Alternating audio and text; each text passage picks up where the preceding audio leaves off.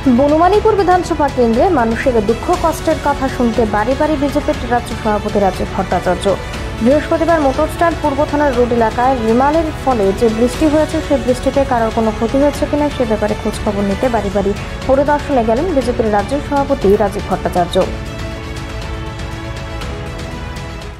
দেখুন, এটা আমাদের পরম্পরা যে আমরা নয় বনমালীপুরের মানুষ কীরকম আছেন এবং সদ্য আপনারা জানেন যে রেমেলের যে বৃষ্টিপাত হয়েছে, তো বিশেষ করে এই বনমালীপুর এলাকায় আমরা সবাই জানি যে জলমগ্ন হয়।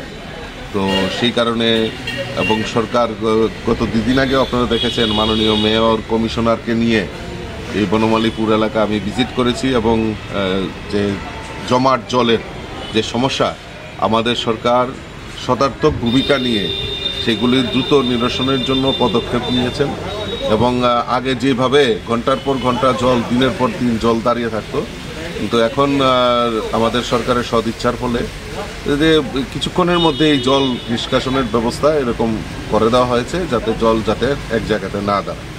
তবুও কিছু সমস্যা রয়েছে, এই সমস্যাগুলি সমাধান করার জন্য এবং এলাকাবাসীরা কীভাবে চিন্তাভাবনা করছেন সেইগুলি দেখার জন্য বনমালীপুর এলাকায় আমি বেরিয়েছি।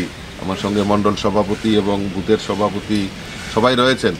তো আমরা চাই মানুষের পাশে দাঁড়িয়ে মানুষকে যত পরিষেবা দেওয়া যায়, মানুষের পাশে থাকা যায় সেই সংকল্প নিয়েই, কারণ আমরা ক্ষমতার জন্য রাজনীতি করি না। ভারতীয় জনতা পার্টির মূল উদ্দেশ্য হলো মানুষের জন্য কাজ করা, সমাজের জন্য কাজ করা, রাষ্ট্রের জন্য কাজ করা। তো সেই জিনিসটাকে পাথেয় করে আমরা সবসময় কাজ করি। তো কাজে এইটা আমাদের রুটিন ওয়ার্ক যে আমরা মানুষের পাশে দাঁড়িয়ে মানুষের সমস্যা শোনা এবং তা যাতে দ্রুত সমাধান হয় তার জন্য পদক্ষেপ।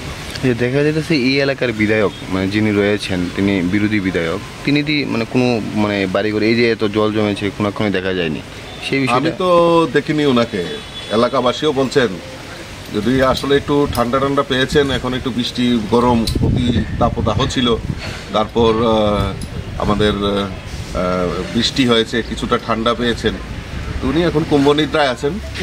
তো আমি বলবো কুম্ভনিদ্রায় থাকুন, কারণ তারা রাজনীতি করে শুধু তাদের নিজের ব্যক্তিগত স্বার্থকে চরিতার্থ করার জন্য।